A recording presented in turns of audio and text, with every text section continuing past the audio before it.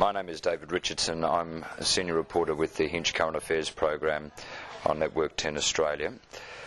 We came out today, the 25th of August, to interview Myrna Nazur and Archbishop Riachi about what we consider, well, what we've been told was the miracle of the oil oozing from Myrna's hands, a miracle that she's travelled the world with. After an interview that lasted roughly 25 minutes, Archbishop Riachi pointed out to us that Myrna would very much like everyone's prayers with her while she was on a tour of Australia. We thanked her very much for her time, and then she turned to Archbishop Riachi and said, it's happening, it's happening. What I assume was it's happening, it was in Arabic.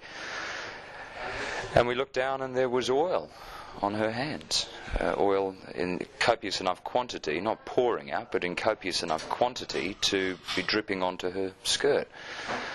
I guess it's like one of those things, we've seen a lot of things over the years, unless you could see it and touch it, it was there was no denying that was oil, and smelled of oil. Yeah, let's ask some questions.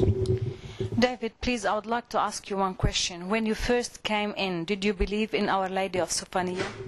Well, I'm a Roman Catholic, so your term, Our Lady of Soufanieh, doesn't really mean anything to me. I'm not Melkite. Do I believe in Virgin Mary? Yes. I believe in Mary, the Mother of God. Yes. I was brought up a Catholic, but probably like most people, I'm what would be called a questioning Catholic. What one group of people would call an intelligent Catholic. I don't know. I haven't always believed in the righteousness of the church structure because I think it's self-serving, and historically it's been a failure. But I believe in the concept of man, and believe in the concept of goodness of man. Did I believe? My job is to doubt. I'm a professional doubter. There's always has to be an element of doubt. I mean, if somebody came up to me in the street and said to me, I can hang upside down, from a beam and no blood rushes to my head, it all stays in my toes. I mean, you'd say, oh, come on, show me. And now, because you witnessed the miracle, you witnessed the oil oozing of her hands, what's your impression?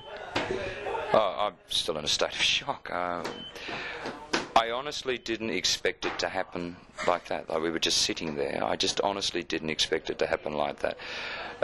As I said to the guys before, we've done interviews and gone to see people who have, quote, suffered the stigmata before.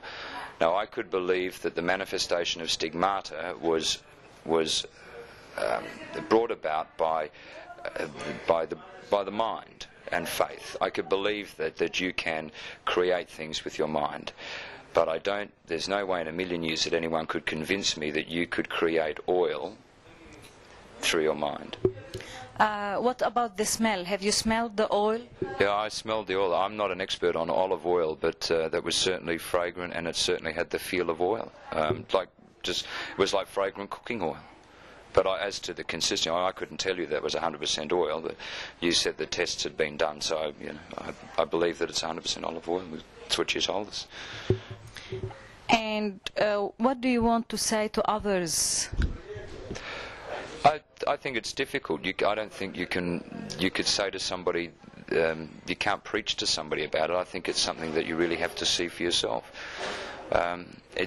Unless you can see it, unless you can touch it, unless you can smell it. We were lucky. I mean, perhaps we were blessed. I don't know.